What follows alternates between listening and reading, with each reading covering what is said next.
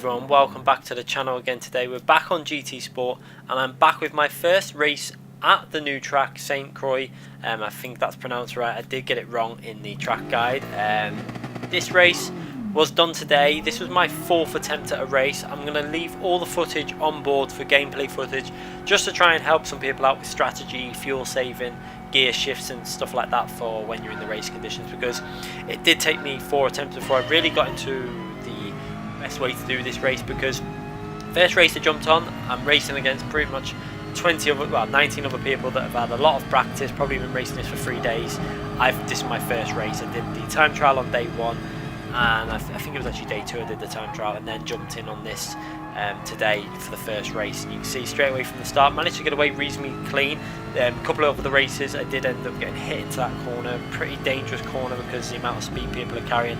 They missed the braking point a little bit, they end up going into the rear view, but got away with that in P1. But P1 I don't feel is the best place to be at the start of this race, because if someone can get on your slipstream, you can see I'm trying to get out of the slipstream at the moment, but I make a little error that brings P2 back into my slipstream, just going into the bridge. We'll see that in a minute. The best strategy I feel for this race is possibly just to fuel save behind someone for the first stint, and then try and break that slipstream for the second stint and pull away. I'm going to show you why and go through the video and try and give you a few pointers, because the first races I did, I managed to build up quite a confident lead, about 2 seconds, and I made a mistake, and then that just meant that all that hard work I had done for building that lead up just pretty much ruined the race, because then P2 got right behind me, stayed in my slipstream, had already saved more fuel than me, managed to have about 10% more fuel by the pit stop, and it's just then you're struggling all the way through the race. So I think the safest and the easiest way to do this race, you can go aggressive and probably pull away and do it that way if you want, but this track's it's quite a hard track to keep clean at the moment, because for me, I don't really know the track 100% there. You can see P2 manages to gain back up on the slipstream quite a bit there for that corner, made a little error. Like I said, yeah, it's not the easiest track for me at the moment because I haven't raced that much. This is my 4th race. I did 4 races in a row, 2 wins I think it was, and a 3rd and a 2nd. Not the worst results, but I wasn't really happy with a couple of the other races. This race was more like what I wanted it to be though, and I want to just give as much strategy advice as you can see. Doing a lot of short shifting with this Ford saves a lot of fuel if you short shift it, and it's got reasonable acceleration even if you short shift. The Ford, you can change these gears very long. You see, trying to break that slipstream a little bit, but decided just to leave it at that amount of moves. We had a bit of a thing. I was a little bit inclined to do more than that with the drive behind me, because we had another race and he weaved about, it would have been minimum of about 10 times down the straight. But I decided to just keep it fair and not do too much and actually let him pass there, because I thought, do you know what, I'll let him have that P1, because P2 is probably the best place to be in this race, and this is what I'm going to give you advice on now.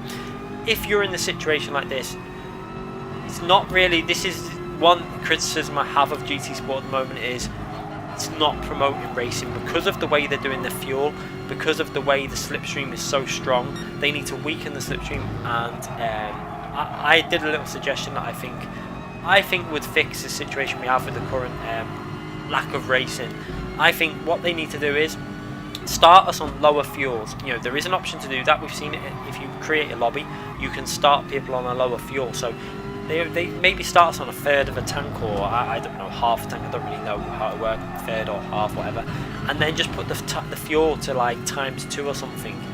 This will instantly eradicate as much of the fuel saving, because if fuel where it's on ×2 and you're short shifting, you're not going to gain enough of the pit stop to really make any sort of benefit. It'll be probably better to drive the race aggressive and then just pull away. So I think that would create more racing, and I think also the slipstream needs to be weakened ever so slightly, because at the moment you're able to short shift like I'm doing now. I know I'm criticising this in a way, and I'm trying to give constructive criticism so someone maybe at Polyphonic might pick up on this, because at the moment people are just sitting in the slipstream like I'm doing to P1 here now, just short shifting, saving fuel, and you're getting the benefit of an overpowered slipstream. And I think for tracks like this it really does show up, and I would like it if they reduced it a bit, and then we can all race and have more racing, because at the moment GT Sport is turning into a bit of a if you remember Formula 1 season, I think it was 2014 or 15, when everyone was just driving to a set basically pattern of just to save the fuel because it was the best way to do it. And that's how we're getting on GT Sport. It's not really promoting much racing. I want to see more racing. I want to be able to drive these cars flat out and be pushing every corner, but the way it is at the moment, it doesn't make sense, and that's why you're seeing in top splits people don't do that. You can see myself and P1 have still managed to do okay race pace because we've pulled away from P3 by quite a big margin. You can see over 5 seconds ahead, so our pace is okay, but I think we would have both rather to been driving this race flat out rather than fuel saving. I know I would be. It easier to get in a rhythm. It's more fun to be racing flat out than it is to be just like I'm doing now, sitting behind, because if I try and overtake him now and get past him, I'm putting myself at a disadvantage. So I have to race this like this. It makes more sense to race this like this. Then after the pit stop phase, you can go a bit more aggressive. That's my advice. I think it makes sense at the moment with the current system they use for the the fuel wear and the tyre wear, etc. But you can see myself short shifting a lot, and whenever possible going into mixture 2. So use that mixture 2 because it's going to save you fuel, and when you're in the slipstream you will find that you can stay with a car in front. Now look at this, I'm in fuel mixture 3 and I can stay with the car ahead because the slipstream is so strong on this game, so I'm saving quite a lot of fuel at this phase, and I'm not being worried about getting too close to him. This type of distance is perfect for me because if I want to get closer I can. If I want to keep it at this distance, I can now control the slipstream and the amount of fuel I'm using. As you can see, going into that corner a little bit too aggressive, just about managed to stop myself from going too deep into corners, still in that slipstream. So back into one mixture now for this section, just so that I don't lose the slipstream.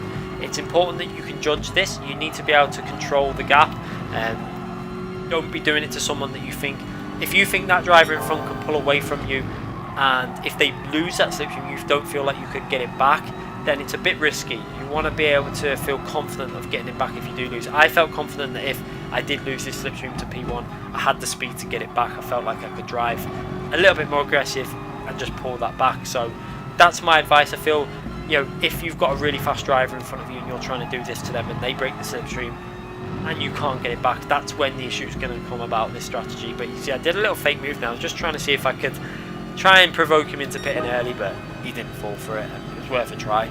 But you can see now going over the line, not a brilliant lap. You can see obviously we're saving so much fuel at this stage, but we're still pulling away from P3. So this is just benefits myself and P1 really, because we've got the pace. He's clearly fuel saving as well, because if you look when I go into fuel mixture 2, he's not pulling away massively.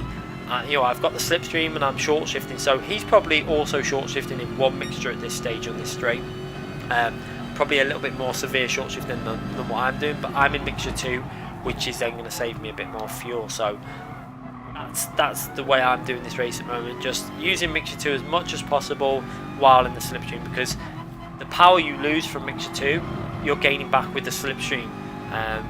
A lot of people don't like this. I don't like this way that we have to drive it, but it's the most sensible way to drive it, and I'm trying to help people out as much as possible. So I want to give you the best advice to get the best results you can in these races. I do love this track. This track is a great track. It's wide, it's got fast corners, but it is 100% a slipstream track. I said it in I think the track guide video. It's one of the reasons why I didn't want to race it, because I was a bit worried about the safety rating system. But it does appear that the penalty system is improved again from what I can see. Haven't seen too many penalties appearing. It seems a little bit better, so hopefully that's another improvement they've made to the game, which is good that they're listening. They are 100% listening, so this is why we need to get these points across about the races. We want to be racing more, we want to be pushing these cars, we want to be not worrying about our fuel so much. Tyre wear is not, I mean, I do wish they'd make some of these races a little bit more realistic, and this brings into the equation the argument of having another 2 races. I think it was Super GT that mentioned it as well. I've mentioned it. There's quite a lot of people that have mentioned it. They need to have at least really 5 races if they want to keep these on for a week. And one of them races needs to be a longer race with less tyre wear and less fuel, because that will promote better racing and you'll have the length of the race to create strategy. Maybe have like less tyre wear and then have 2 sets of tyres that we can use. So you could start on a hard tyre, or you could start on a medium tyre and then pit. maybe have it compulsory that you have to use one set of each tyre, something like F1 does. It could be interesting, I think, doing something like that. And even if it wasn't compulsory to use one set of tyres, it could still work. As you can see, picking up the slipstream. And now on lap 3, I decided I'm going to try and get past, because if I can get past and go in the pits, you see I fake the move and go down the right side, that gives me the inside line. However, he brakes really late and manages to hold the outside line, and I can't really attack that corner now because I'll take him out. So still in P2, but I wanted to try and get past, because if I manage to get past him with the fuel that I've saved and get in the pits, half a second ahead, that really puts me in a really strong position to pull away then after the pit stop phase. But I had to sacrifice that. I couldn't go for that move. Decided to back out, stay in the slipstream behind, and then just go in the pits, following him and see if we can come out ahead. We should. I was pretty confident that I'd save more fuel than P1. We'll have a little look as I go into the pits. Wasn't sure on P3. Their pace isn't brilliant. You can see they're about 7.5 seconds behind now. So I expected them maybe to be doing more fuel saving. But then again, I don't think they were particularly high rated drivers. I think they were only B rated or A rated, some of the other drivers in the race. So you can see I've gone in the pits and I've got 5% more fuel. So that really has worked out, that strategy. Now I should be able to come out in the lead. Whether I could get away from the slipstream would be a different question. If he underfuels his car, he's probably going to come out right behind me. We'll have a little look now. You see a lot of the other cars had less fuel than myself in P1, so they'd obviously been driving more aggressive, and this is why this strategy you need to be using it, because the short shifting doesn't lose you massive amounts of time, but it gains you in the pits. As you can see, I managed to get out in front, and he's just in that slipstream going through turn 1. I got a reasonably okay exit from that corner. He's going to be able to pick up my slipstream, but he's a bit too far back to really make a lunge into this corner. But I might have to go defensive. Let's have a little look now, as that slipstream is so strong. Just look at the car increasing down the straight in size. It's just so powerful. But I go defensive, make sure that he can't make that move, stay on the inside. The inside line's where you want to be on that corner, because the grip fades away on the left hand side. And now he's got a bit of an inside line here, but he's not far enough ahead. He can't make the move, and respectfully backs out of that move. Nice to see. So respectful driving from P2 there. And now we're both obviously accelerating hard through this corner, lifting off fairly early for that corner, down into third gear, try and get the car to bite in on that apex. It is a tricky corner to hit perfectly. Managed to get on the power reasonably well there, but then he's picking up that slipstream again. You can see he's going to have a little look on this inside. I could see he was there, decided to stay wide and brake a bit later. This means that he can't really get on that inside. I left the door open in case he did throw it up on the inside, but he didn't do that. He couldn't really carry the speed that I could through there. And now trying to get on the power and just do some short shifting on this lap, because this lap 4 isn't the important lap.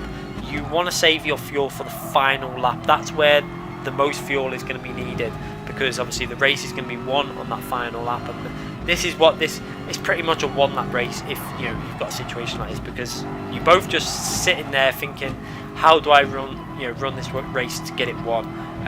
It comes down to the final lap really in terms of strategy. See, still, even on this lap, like I said before, short shifting, not over revving the car. You can see they're revving midway on 5th gear, because I don't mind him being too close to this phase. I just want to make sure that I really wanted to be going over the start finishing line in P1 to start the lap really. So going through this corner, trying to get a really solid exit from here, because this is one of the biggest opportunities to overtake, and this is one of the reasons why this car is so strong on this track, is for this kind of power zone, because the Ford is just unbelievable down these straights compared to other cars. It just keeps accelerating and keeps accelerating. As P2 is going to have a little look down that left hand side. He can't do the fake. I stay too far to the right for him to go down the inside, and now I've got to try and hold the inside line. So even though he's ahead there, if I can brake a little bit later and then just try and hold the inside line, I might be able to hold on to this P1. So managed to brake really late, down into second gear, and keep it nice and tight. He's going to try and do the undercut and get on the power earlier, but it's such a hard corner. Even when you brake and stay wide, it's a hard corner to get on the power early. So managed to make that move, managed to stop him making that move, and I kept on to P1. And now I've got to drive reasonably aggressive, because I want to start trying to build up a lead. This is where you can see I'm going to start getting a little bit more aggressive. The fuel is about where I want it to be. I would have liked a little bit more to push for this final lap, but I felt pretty confident that if I could just break the slipstream, I should be able to hold on to this position. You can see he went too deep into that corner behind me, lost a bit of time. That's going to help me now, so he can't really attack me down this straight and get into the lead. So attack this corner, get on the power as early as possible. I run a little bit wide and so close to losing the car there. Just about held on, and just about didn't really lose any time. You can see the gap staying around 0.5 of a second, and I'm staying over to the left hand side so he can't pick up that slipstream, and then getting back over to the right to chuck it into this really fast turn 1, and then turn 2, braking just past the 150 down into second gear. And this is an important corner now. I had to hook this up on the power nice and early, and you see P2 tried the same, lost the rear end, and that's lost him a lot of time. I'm 8 tenths ahead nearly now, trying to break that slipstream, doing the 1 move over to the right side, then back to the left, and so close to 1 second now. I'm so close to losing that slipstream. If I hook this corner up, I might be able to break it. So down into second gear, take a really tight apex that corner, and then on the power really, and you can see he's not done the best. He's losing the rear, he's trying to get aggressive, and I've got over the second, really important, over that 1 second gap, which is what you want. It forced him to drive aggressive, and he ended up losing even more time there. So it's so important to do this, and you can see this is why you really need to save your fuel for the last lap, because if you can break that slipstream, now he's got to drive aggressive and use up his fuel. So if he hasn't got the fuel to use, it's going to compromise the last part of his lap. So everything going to plan so far. Just got to hook these corners up really nice through there. Perfect apex, and now down to third gear for this left hand corner. Really tricky corner, this one. You've got to really clip the apex and then get on the power as early as possible. And I've managed to really hook that up, and you see 1.2 seconds in the lead, and this is what I wanted now, because as long as I keep it reasonably clean, he's going to find it hard to get back in my slipstream. You can see getting close there, but he's not really close enough to get in the slipstream still.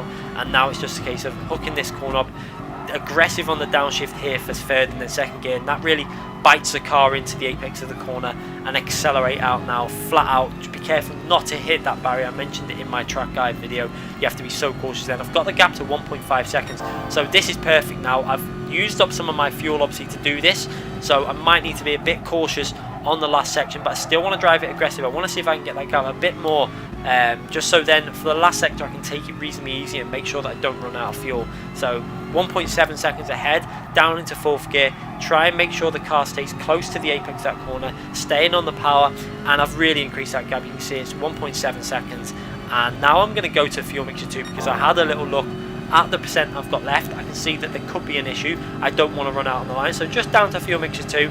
He might gain a tenth or two, but he's too far back to pick the slipstream up at this stage, so using fuel mixture 2 is not going to hurt my race. It's just going to make sure that I've got enough fuel if I need to really be aggressive on that final stint. So down in second gear, fuel mixture 2 is also going to help me get on the power nice and smoothly out of this tricky corner with the camber. And you can see still nearly 2 seconds ahead, 1.8 seconds ahead, into one mixture now, short shifting it all the way up this hill. Accelerate hard into this corner, attack this corner as much as you can, staying close to that curb, and you can see quite a confident lead I've got now going into this corner. Went a little bit aggressive into this corner, tried to really carry a lot of speed and went too deep. You can see there, should have really downshifted to third, but just got away with it. You can see just managed to hook the apex up and stay on the right racing line, and he's about 1.6, 1.7 seconds. I took this corner really easy now because there was no point making any risk. That corner can be tricky for the rear traction. He's about 1.4 seconds ahead behind now, and now I've just got to go through the final corner, get on the power. I've got the fuel to pretty much go flat out now with the revs to the finishing line, and you can see it increasing to 1.4, 1.5 seconds. So a comfortable win in the end. I say comfortable at 1.5 seconds, but it was the only way I felt like you can win this race if you've got someone of reasonable speed behind you, because the slipstream is so strong. So that is my advice, is try and get your fuel saving done in that first stint, and then give yourself the ability on the final lap to really drive aggressive. It really does make a difference. You can see P3 16 seconds behind and quite a way off. We actually, quite confidently came P1 and 2 there. So a really fun race. I did enjoy that race with P2. It was a fun battle, and it was very close, and he did beat me in another race before this, so it was just a case of getting the strategy right, and that's why I wanted to upload this video and just try and give as much pointers as I can to help as many people out as I can. Hopefully other people can pick up on the short shifting, the fuel usage, using that slipstream. While it's like this on GT Sport, you need to use it to get the best result possible. So hope you enjoyed the video. I'm going to be back with more GT Sport videos very soon. May try something different for tomorrow's video. Not sure if it'll be a race. I might try something different at the Suzuka 4-lap race. If I do it, it'll be uploaded tomorrow. Otherwise, I might try a different type of video for tomorrow. And then Saturday we'll be doing the FIA. I'm gonna have to try and get some other footage. This is one of the issues with the current daily race situation, is it's not really giving YouTubers enough variety in terms of content to create. I think Super GT pointed that one out as well. It's great for people that don't obviously working a lot. I understand that. I get that view. I agree with you. I just wish there was 5 races to choose from, and then the issue would be fixed. Everyone can choose a race they want to race, and they can practice it all week. There's variety for everyone else who wants to create more, do more races, create content, race more variety. Hopefully they'll sort this out in the future. Anyway, thanks again for watching. Make sure you give the video a thumbs up if you've enjoyed it. Make sure you leave any comments in the comment section. I do read the majority of comments that come through. I try and read as much as possible whenever I get some free time, and I will try and answer as much as possible. And also, if you haven't already subscribed to the channel and click that notification button so you don't miss any future videos. Thanks again for watching, everyone.